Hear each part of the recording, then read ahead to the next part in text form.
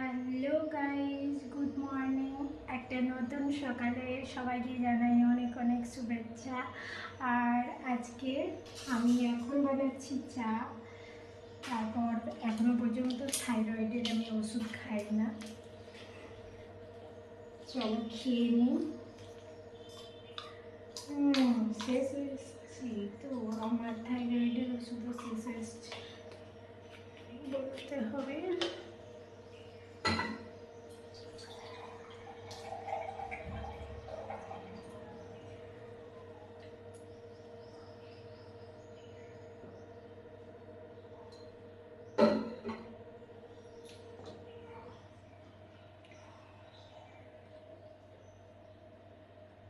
আর আজকে বানাচ্ছি একটা শাকের ভাজি টাইপের, আর বানাচ্ছি এই দেখো আমের চাটনি বানাবো। আমটা দেখি,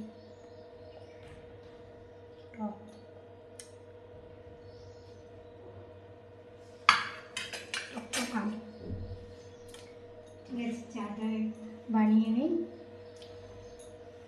বানানো হয়ে গেছে চা।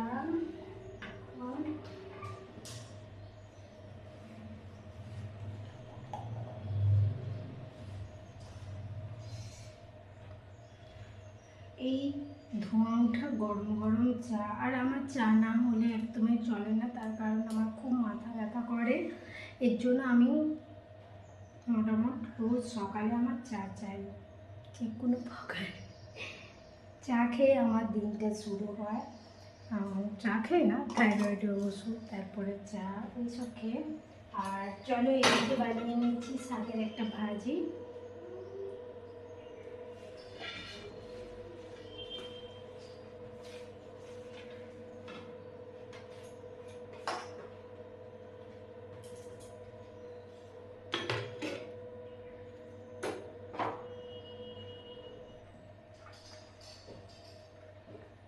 একটু লবণ দিচ্ছি এতে, শাকটা জলদি জলদি করে, তাহলে হয়ে যায় সিদ্ধ।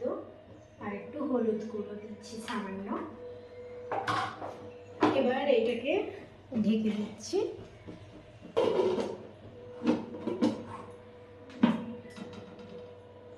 হতে থাক।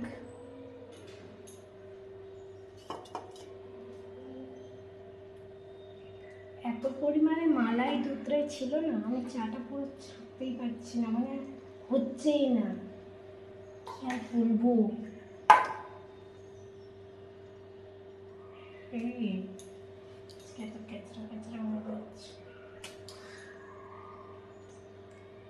চা, উফ, চায়ের সঙ্গে আর কি খাওয়া যায়, কিছু একটা নাস্তা বানাতে হবে। তার আগে জামা কাপড়গুলো সেখানে ধুয়ে গেছে, মেলে দিয়ে আসি। চলো,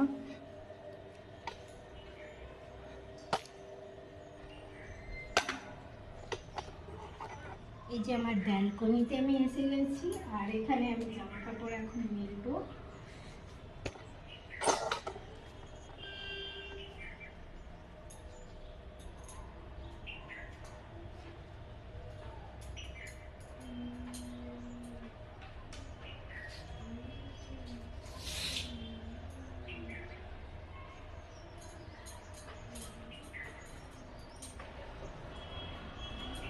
এই শাক ভাজা তো বানাচ্ছি, আমের চাটনির সঙ্গে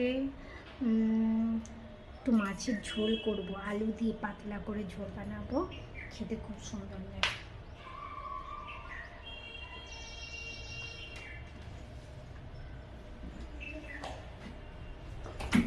আর